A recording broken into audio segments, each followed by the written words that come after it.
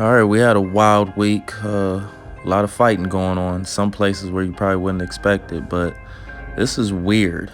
This is weird. Um, Actually, you know what? It's not weird. It's expected because these religious groups and people of power have been abusing that power and getting away with their little nasty, perverted ways. You know what I'm saying? We're guilty of it in America. Our leaders and presidents are perverted. You got the church, the Catholic Church. They is running rampant in their organization with the pedophilia and the messing with boys and stuff. So just in general, how this trafficking and how we treat other humans has been fucked up lately. And this was in India. Like, I know in history and back in the day, there was hella human sacrifices, and like we were on some trash back then, and it kind of died down. We do systematic killings now, so we're not as savage, but we are as murderous. It's just in a different way. But motherfuckers is back on some savage shit. It's looking like now. We got these men did a Hindu ritual for a goddess, Ma Kamakaya, a Hindu goddess. The police commissioner told journalists that the accused man apparently believed cutting off this woman's head would appease the soul of the goddess, I guess. So actually, it was a whole cult of motherfuckers. It wasn't just two men. Police in India arrested 5 men for allegedly conducting the Hindu ritual 4 years ago. The female victim, Shanti Shah, was found decapitated at the temple in the northeastern city of Guwahati in 2019. During the investigation, we found that this was a case of human sacrifice to please Ma Kamakaya, a Hindu goddess. I tried to avoid that shit earlier. The accused apparently believed that the sacrifice would appease the soul of the deceased. Primary suspect, 52-year-old Pradeep Pathak. He was claiming to be a Hindu god man. 12 other people took part in orchestrating the murder. Wow. Here's just going over the data. It's crazy. 2021 had the highest rates of crime against women in the world. It's wild. Well, here we have this ongoing problem of our women and children being taken. Here is actually in North America as opposed to USA, but it's in all the Americas. The body of a second indigenous woman found in a Canadian landfill. So this is a recurring thing in this area. In Winnipeg, Manitoba, thinking they're saying it was a serial killer. Red dresses get hung in honor of the missing and murdered indigenous women. The remains of a second indigenous woman were found in a landfill in Canada less than 1 year after another woman was uncovered, BBC News reported on Wednesday. The body of Linda Mary Beardy, 33, was discovered at Brady Road Resource Management Facility in the city of Winnipeg on Monday. Just 11 months earlier, Rebecca Cantoy's remains were found in the same landfill. Police said they believe the 2 deaths are unrelated.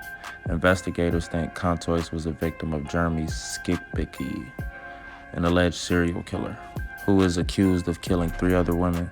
Beardy is not believed to have been one of his victims. An investigation into the murder and disappearance of Indigenous women in Canada found that the First Nation women were 12 times more likely to be killed or go missing. So yeah, women just getting taken advantage of everywhere. It's fucked up. Now we got some China-Taiwan shenanigans going on, trying to team up, actually reconcile, link back up. On Monday, they showed off their little marketing campaign for their military, their Air Force. Sent their aircrafts doing a little flight pattern. But we're not innocent, because on Monday, we also sent the USS Milius, a guided missile destroyer, through part of the South China Sea, about 1,300 kilometers and 800 miles south of Taiwan, which is fucking close, actually. China said the ship had illegally intruded into its waters, while the U.S. maintained the operation was consistent with international law. Washington had repeatedly called for China to exercise restraint following President Xi's meeting with Kevin McCarthy, the third most senior U.S. government figure. Beijing, meanwhile, had warned the U.S. and Taiwan of resolute countermeasures if Miss Tsai met with Mr. McCarthy. So they laid down the ground rules.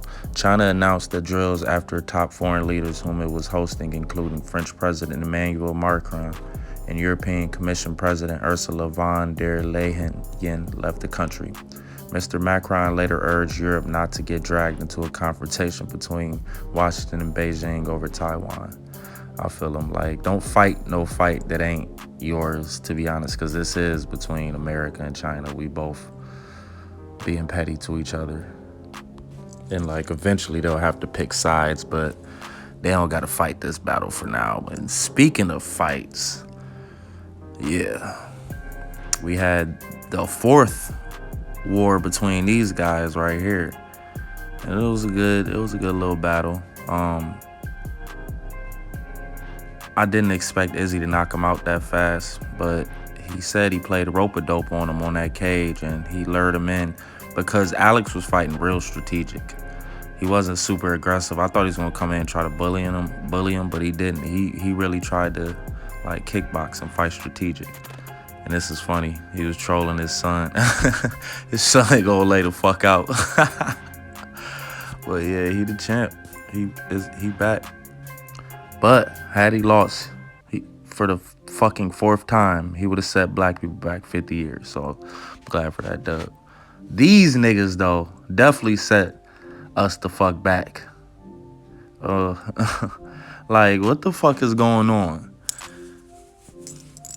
These niggas was going back and forth, and I guess Kyle Anderson always talking shit, right? And Rudy, as you saw in the pick before, said he didn't let it get to him, but it obviously got to him. I mean, Kyle was talking spicy, and he got stole on. But with all that turmoil, it leads to my Lakers, and I think that's gonna be an easy dub, baby. An easy dub. We got that playing against the Timberwolves, know what I'm saying? So that should be an easy dub. Pelicans don't got Zion, but Ingram is on beast mode. That's gonna be a good game. I think Pelicans gonna pull that out. And then for this next series with Memphis and the Lakers, I'm biased, but Lakers got one of the better records after that Russell Westbrook trade, right? So I think they're gelling nicely with that D-Lo, AD, and LeBron dynamic, and I think they could pull it out against Memphis, but Memphis is tough, man. Definitely being biased.